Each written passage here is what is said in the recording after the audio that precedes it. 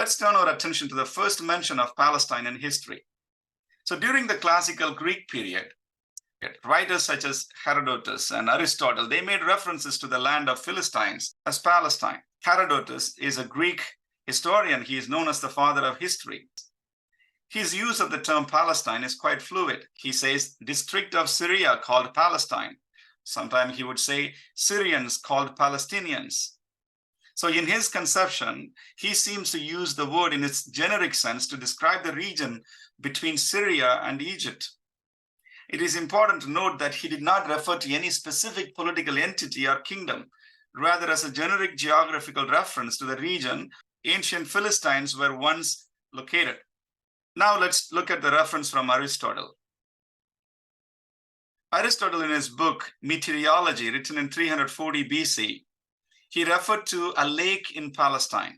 Now let's read this quote. Again, if as if fabled, there is a lake in Palestine such that if you bind a man or beast and throw it in, it floats and does not sink. This would bear out what we have said.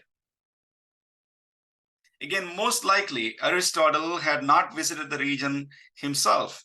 He was writing from what he heard from Greece in the 4th century BC.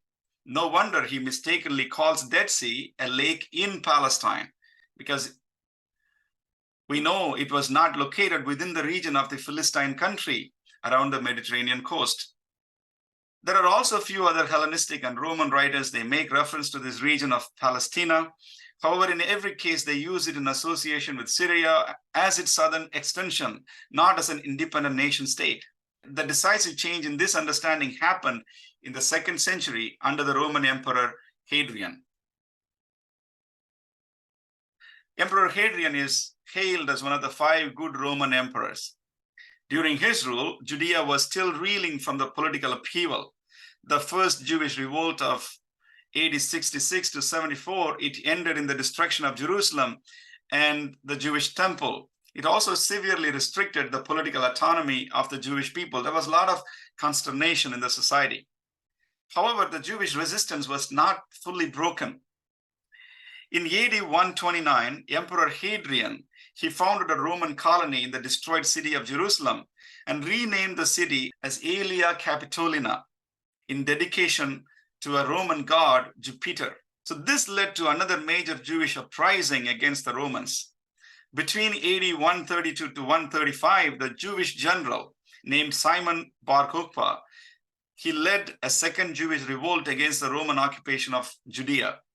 He was successful in securing control of the city of Jerusalem from the Romans for a brief period of time, for 3 years.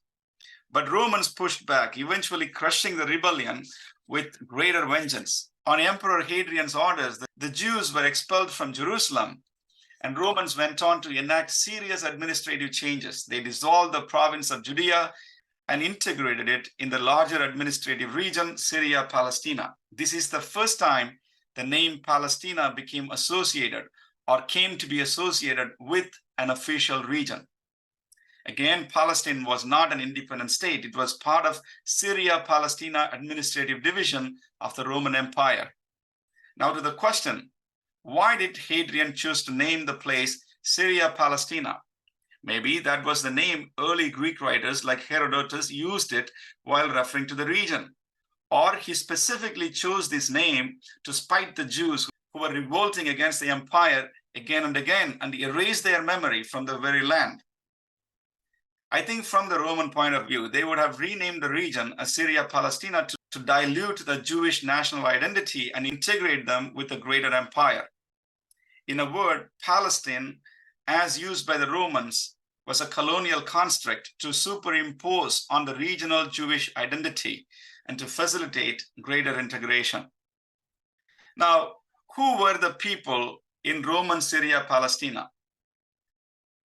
Though the Jewish people were expelled from Jerusalem, they continued to live in the Judean province, now renamed as Syria-Palestina. The first inhabitants of the Syria-Palestina included many people groups that inhabited the same region: the Jews, the Idumeans, the Samaritans, the Phoenicians, the Galileans, the Syrians, and so on. Now, Palestine under the Byzantines. In the 4th century AD, Syria-Palestina province came under the rule of the Eastern Roman Empire. from Constantinople. The city was renamed as Jerusalem. The province once again went through major administrative restructuring. This time, its boundaries even grew wider, and additional regions were added as far as Arabia. Byzantines restructured the Syria Palestina into Palestina Prima, Palestina Secunda, and Palestina Tertia, or Palestina Salutaris, which means First Palestine, Second Palestine, and Third Palestine. The capital of Palestina Prima was Caesarea Maritima. It included the central parts of Palestine, including the coastal region, Judea, and Samaria. Palestina Secunda included northern Transjordan, the lower Jezreel Valley, the Galilee, and the Golan area. Palestina Tertia, or the Salutaris region, its capital was in Petra. It included the Negev, the southern Transjordan, and parts of the Sinai Peninsula as far as Arabia. This administrative arrangement continued as long as Byzantines controlled this region until the Muslim invasion in 637 AD. So who were the people of Byzantine Palestine? During these years, Greek-speaking Byzantine Christians and Samaritans dominated the central regions of the Palestina Prima. Christian Ghassanid Arabs and Nabatean Arabs, they dominated the Palestina Secunda and Tertia regions respectively.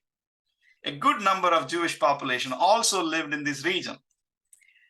In fact, the last Jewish attempt to take over Jerusalem, it took place against the Emperor Heraclius in AD 614 to 617. In fact, Jews took control of Jerusalem for a short period of time, along with the Sassanids.